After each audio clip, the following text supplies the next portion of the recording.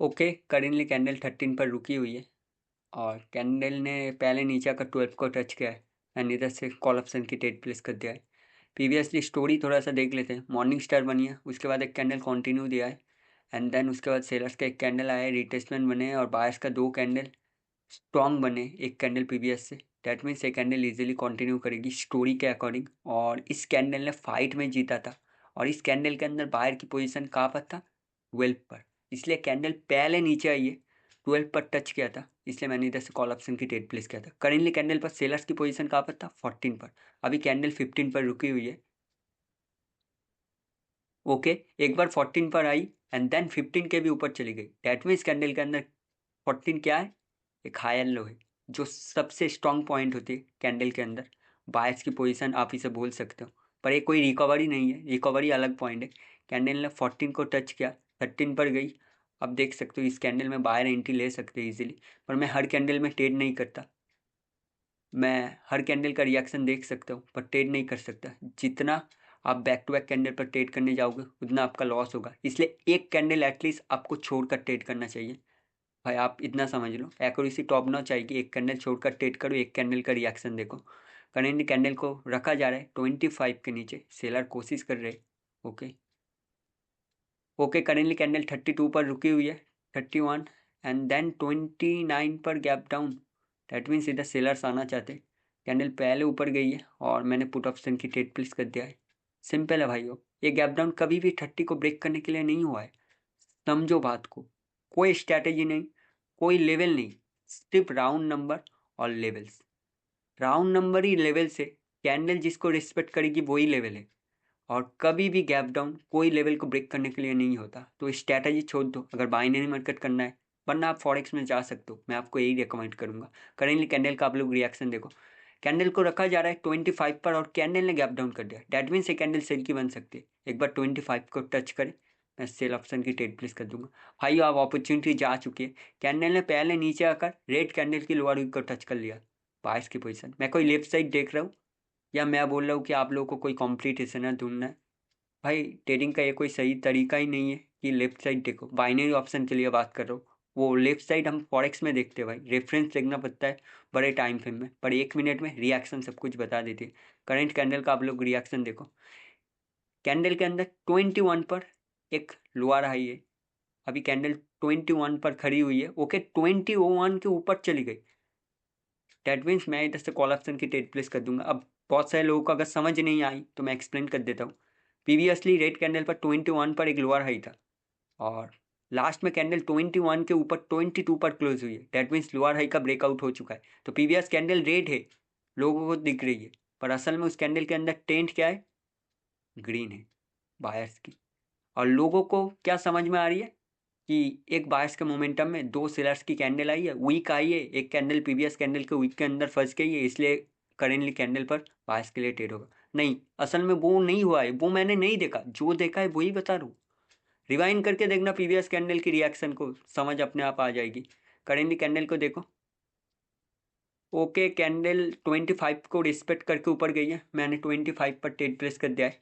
Previous candle के आप लोग रिएक्शन देखना, ग्रीन कैंडल की रिवाइंड करके, कैंडल को 25 पर रखा जा रहा था और कैंडल ने उसके ऊपर क्लोज किया है और एग्जैक्टली मेरी ट्रेड कहाँ पर लगी? 25 पर। डेट मीन्स ये कैंडल इजीली ग्रीन बन सकती है। अगर ना भी बनी, मेरे पोजीशन के ऊपर कैंडल क्लोज होगी क्योंकि वो बायर्स के स्ट्रॉन्ग पोजीशन है। जब मार्केट में स्टॉक जोन चलती है, यूरो जीबीपी का चार्ट है स्पेशली, तो आपको बायर्स वाला पोजीशन बड़े अच्छे से देखना चाहिए बैक टू बैक कैंडल पर ट्रेड करने के लिए। एटलीस्ट 30 में से आपको 5 ट्रेड इजीली मिल जाएगी, आप समझ सकते हो। ओके, करेंटली कैंडल का आप लोग रिएक्शन देखो, सेलर्स ऊपर से पुश के और 25 पर रखा है। ओके, मैं इधर से कॉल ऑप्शन की ट्रेड प्लेस कर दूंगा। अब कैंडल को ग्रीन बनना था, कैंडल रेड बनी है अनफॉर्चुनेटली, पर कैंडल रेड बनकर कहाँ पर क्लोज हुई है? 25। अब मैक्सिमम लोगों को लगेगा, जो लोग सिर्फ प्राइस एक्शन समझते हैं कि 25 एक राउंड नंबर है, उसके ऊपर क्लोज हुई है इसलिए कैंडल ग्रीन बन सकती है। पर क्या ये ग्रीन बन सकती है इसलिए मैंने ट्रेड प्लेस किया 25 पर? नहीं, पीवीएस ग्रीन कैंडल ने 25 को रिस्पेक्ट किया था, इसलिए मैंने 25 को एक राउंड नंबर समझा है। देन मैंने 25 के ऊपर से ट्रेड प्लेस लिया है, ट्रेड प्लेस किया है 25 के नीचे से। बात को समझना है डीपली, जो बात बता रहा हूँ। मैं कोई साइकोलॉजिकल पैटर्न नहीं देख रहा, मैं कोई स्ट्रैटेजी नहीं देख रहा, मैं कोई मास्टर कैंडल नहीं देख रहा। पता है ये सब बचकानी हरकत है, मैंने सुना है ये सब चीज़ें। ओके, करेंटली कैंडल ने ऊपर क्लोज किया है 31 पर, और क्लोजिंग में कुछ नहीं हुआ। क्लोजिंग में जब कुछ नहीं होता हमें कुछ नहीं पता।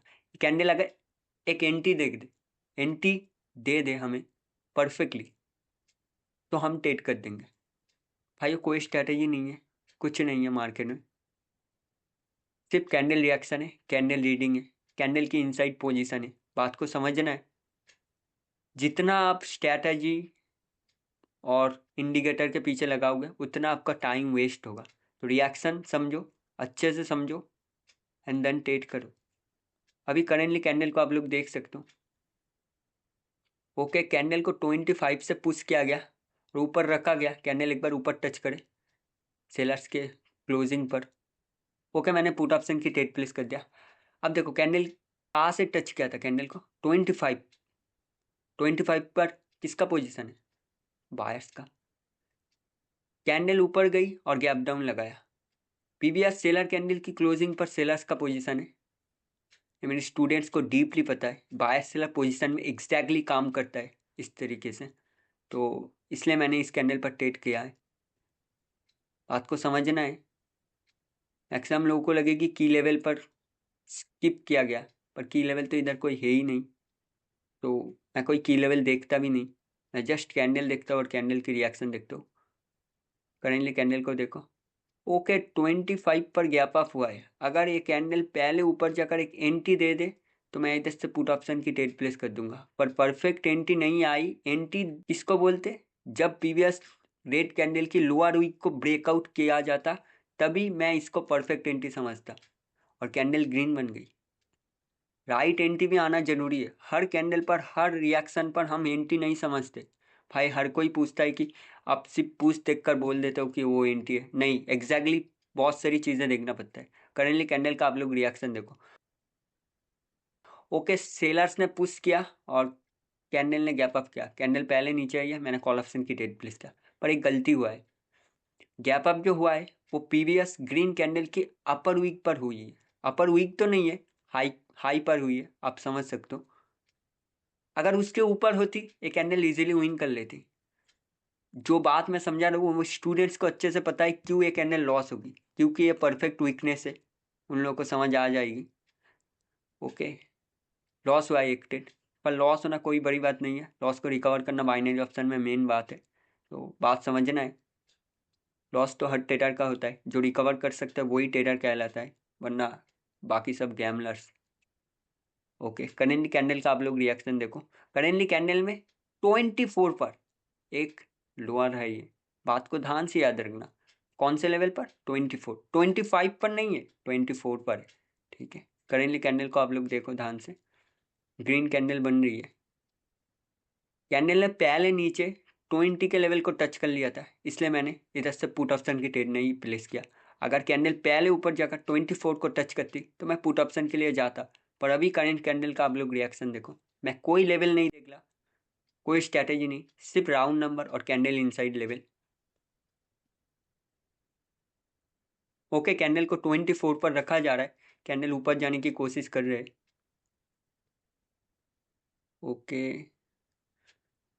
ओके, कैंडल को 24 पर ही रखा गया और मैंने पुट ऑप्शन की ट्रेड प्लेस कर दिया। अब इस ग्रीन कैंडल के अपर वीक पर सेलर्स का पोजीशन है। ग्रीन कैंडल की क्लोजिंग पर प्रीवियस कैंडल की सेलर की पोजीशन है, जिसको हम लेवल बोल सकते। और मैं लेवल लगाकर आपको दिखा दूंगा ये कैंडल कभी इस पोजीशन के ऊपर क्लोज नहीं कर सकती। क्यों नहीं कर सकती, क्योंकि जो मैंने सेलर्स की पोजीशन मार्क किया है वो बहुत स्ट्रॉन्ग सेलर्स की पोजीशन है। असल में कैंडल उधर फाइट में हार गई, इसलिए वो बहुत स्ट्रॉन्ग सेलर्स की पोजीशन है। आप लोग बात को समझना। सिर्फ एक बार जाए कैंडल ऊपर और रिजेक्शन आ जाए, वो कोई सेलर की पोजीशन है ही नहीं भाई। बहुत सारी चीज़ें देखना पड़ता है रिएक्शन के अंदर, कितनी देर रिएक्शन आ रही है, कौन कितनी देर पुश कर रहे हैं कैंडल को। अभी कैंडल को आप लोग देख सकते हो, सेलर नीचे रखने की कोशिश कर रहे हैं और बायर ऊपर रखने की कोशिश कर रहे हैं, और बायर ने कैंडल को ऊपर ही रखा है, पर ये कैंडल अभी भी लॉस हो सकती है। अब बहुत सारे लोगों को लगेगी ये कैंडल फाइट में जीता है, पर भाई फाइट कब हो रही है वो भी बहुत ज़्यादा मैटर करती है। कि किस टाइम फाइट हो रही है, बात को समझना है। मैं सही बात बता रहा हूँ। 15 सेकेंड से 5 सेकेंड के अंदर अगर फाइट हो रही है तो सही है, लास्ट में अगर फाइट हो रही है डैट मीन्स वो फाइट सही नहीं है। करंट कैंडल का आप लोग रिएक्शन देखो। मैं इधर से कॉल ऑप्शन की ट्रेड प्लेस कर दूंगा। अब मैं कॉल ऑप्शन की ट्रेड क्यों प्लेस करूंगा, क्योंकि प्रीवियस कैंडल एग्जॉशन कैंडल है। अब मैंने कैसे समझा कि एग्जॉशन है, प्रीवियस सेलर्स वीक से स्ट्रांग हुए? नहीं भाइयों, प्रीवियस कैंडल वीक से स्ट्रांग हुआ है, पर इस कैंडल की क्लोजिंग के रिएक्शन ने बता दिया था कि ये कैंडल एग्जॉशन है, फाइट में नहीं आ रही। पर इस कैंडल के अंदर सेलर बहुत ज़्यादा एग्जॉस्ट है, वो रिएक्शन ने बता दिया था और मैं समझ गया था, इसलिए मैंने इधर से कॉल ऑप्शन की ट्रेड प्लेस किया। मुझे बहुत सारे और अपॉर्चुनिटी मिले थे ट्रेड करने के लिए, मैंने सिर्फ 8 ट्रेड किया है, जिसमें से एक लॉस है, समझ सकते हो। तो हर कैंडल को रीड कर सकता हूँ, पर इसका मतलब नहीं है कि हर कैंडल पर मैं ट्रेड करूँ और हर कैंडल पर मैं अपॉर्चुनिटी देखने बैठ जाऊँ, तो वो ट्रेडर नहीं होता। ठीक है, बात को समझना है। जितना कम ट्रेड आप करोगे उतना विनिंग चांसेस आपका होगा, तो बात को समझना है इजीली। और आप लोगों को मेरी वीडियो समझ आई होगी। मिलते हैं नेक्स्ट वीडियो में।